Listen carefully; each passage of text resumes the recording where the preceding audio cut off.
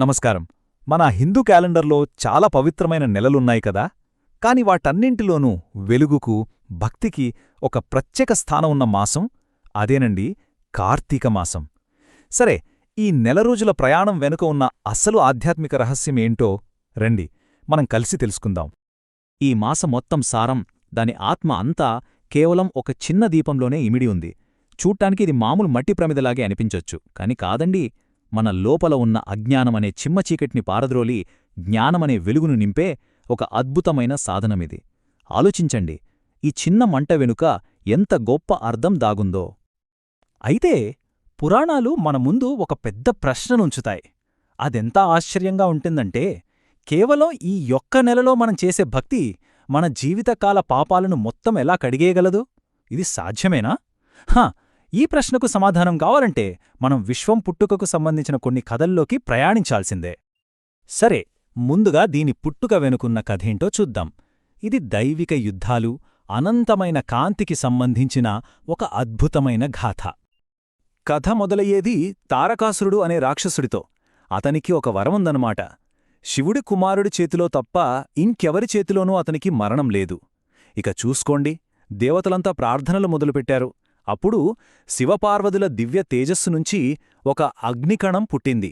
దాన్ని 6 కృత్తికలు అనే దేవతలు పెంచి పోషించారు. అలా ఆ 6 జ్వాలలు ఏకమై 6 ముఖాలతో షణ్ముఖుడు అవతరించాడు. ఆయనే కార్తికేయుడు.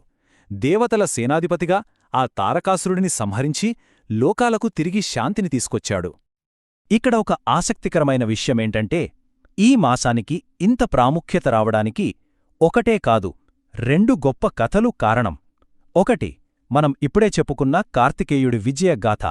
ఇక రెండోది, బ్రహ్మ విష్ణువుల మధ్య ఎవరు గొప్ప అనే అహంకారాన్ని తొలగించడానికి శివుడు అంతులేని ఒక అగ్నిస్తంభంలా, అంటే జ్యోతిర్లింగంగా ఆవిర్భవించిన కథ. చూసారా, ఈ 2 కథల్లోనూ కామన్ పాయింటేంటి? కాంతి యొక్క విజయం, అనంతమైన దైవత్వం. సరే, కథలు బాగున్నాయి. మరి అసలు విషయానికి వద్దాం. అదే దీపం యొక్క శక్తి మన ఆత్మను ఎలా ప్రకాశింపజేస్తుందో చూద్దాం. ఒక్కసారి స్కందపురాణంలో ఏముందో వినండి, నిజంగా ఆశ్చర్యపోతారు. కార్తీక మాసంలో ఎవరైతే దీపాన్ని సమర్పిస్తారో వాళ్ల అనేక వేల లక్షల జన్మల పాపాలు అరక్షణంలో, అంటే రెప్పపాట్లో నశించిపోతాయి. వావ్! ఒక్క దీపం లక్షల జన్ముల పాపాలు క్షణంలో మాయం. దీని బట్టి అర్థం చేసుకోవచ్చు ఈ ఆచారం వెనుక ఎంత ప్రక్షాళన శక్తుందో. ఇంకా చెప్పాలంటే దీన్నొక లెక్కతో పోల్చారు. గ్రహణం పట్టినప్పుడు పవిత్ర నదిలో స్నానం చేస్తే చాలా పుణ్యం వస్తుందని మనందరికీ తెలుసు కదా. అయితే కార్తీక మాసంలో మనం పెట్టే ఒక్క దీపం ఆ పుణ్యం కన్నా 1,000,000 రెట్లు ఎక్కువ ఫలితాన్నిస్తుందట. అక్షరాలా 10 మిలియన్ రెట్లు.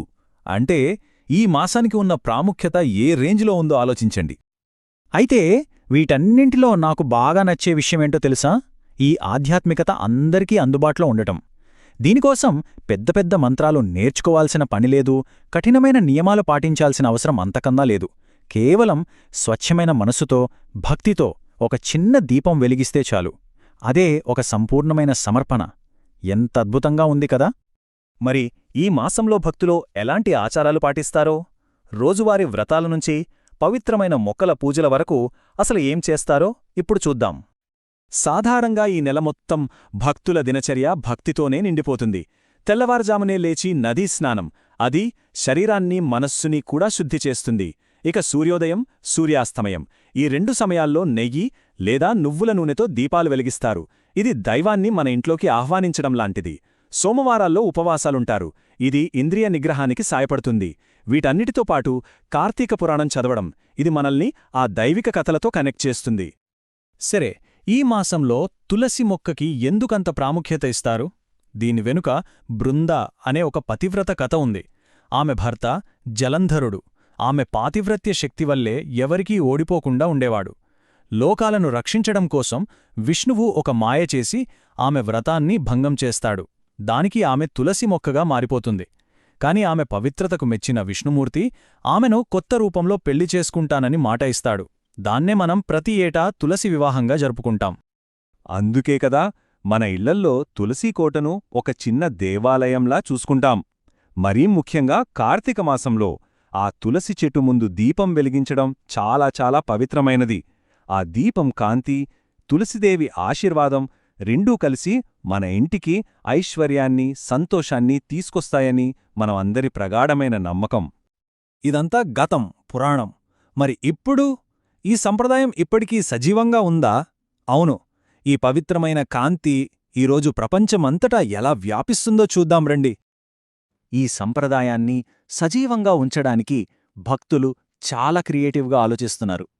పక్కింటి వాళ్లకి దీపాలు పంచడం, షాపింగ్ మాల్స్ లాంటి పబ్లిక్ ప్లేసుల్లో దీపాలు వెలిగించడానికి బూట్స్ పెట్టడం, ఇలా రకరకాల పనులు చేస్తున్నారు. అంటే ఈ పవిత్రమాసం సందేశాన్ని అందరికీ చేరవేయాలని చూస్తున్నారు. భక్తి అనేది కేవలం వ్యక్తిగతం కాదు, అది ఒక సామాజిక వేడుకగా మారుతోంది. ఒక అద్భుతమైన ఉదాహరణ చెప్తాను, వినండి. మలేషియాలోని కౌలాలంపూర్లో మొదటి ఏడాది కేవలం 500 దీపాలతో ఈ కార్యక్రమం మొదలుపెట్టారట. ఇప్పుడు ఆ సంఖ్య ఎంతో తెలుసా? 1,72,000కు పైగా. అంటే భౌగోళిక సరిహద్దులు ఈ భక్తి అనే జ్వాలను ఆపలేవని చెప్పడానికి ఇంతకన్నా మంచి ఉదాహరణ ఏముంటుంది? అది అమెరికాలోని మిన్నెసోటాలో జరిగే కార్తీక సోమవారం శివపూజ కావచ్చు, లేదా మన ఆంధ్రప్రదేశ్లోని ఒక పల్లెటూళ్ళలో ఇంట్లో చేసుకునే చిన్న వేడుక కావచ్చు. ప్రదేశమేదైనా సరే ఆ స్ఫూర్తి మాత్రం ఒక్కటే. కార్తీక మాసమనేది ప్రపంచవ్యాప్తంగా ఉన్న హిందువులందర్నీ కాంతి, భక్తి అనే ఒకే ఒక్క దారంతో బంధిస్తుంది. ఈ విషయంపై టైమ్స్ ఆఫ్ ఇండియాలో వచ్చిన ఒక మాట ఈ పండుగ అసలైన సారాంశాన్ని చాలా చక్కగా చెప్తుంది. వాళ్ళేమన్నారంటే, ఈ దీపాల పండుగ అనేది కేవలం ఒక మతపరమైన వేడుక కాదు, ఇది మనలో ఆశను మళ్లీ నింపుతుంది, స్నేహానికి, మంచికి మనల్ని మళ్లీ కట్టుబడేలా చేస్తుంది, జీవితంలోని చిన్న చిన్న ఆనందాలను సంబరంగా జరుపుకునేలా చేస్తుంది. ఎంత బాగా చెప్పారో గదా? ఈరోజు మన ప్రపంచం చాలా సంక్లిష్టంగా, హడావుడిగా ఉంది కదా. మరి ఇలాంటి సమయంలో నిశ్శబ్దంగా కూర్చుని ఒకే ఒక దీపాన్ని భక్తితో వెలిగించడం, ఈ చిన్న పని మనకు ఏం నేర్పిస్తుంది? బహుశా బయట ఎన్ని గొడవలున్నా మన అంతరాత్మలో వెలుగును వెలిగించుకోవడం అన్నిటికన్నా ముఖ్యమని గుర్తుచేస్తుందేమో. ఏమంటారు?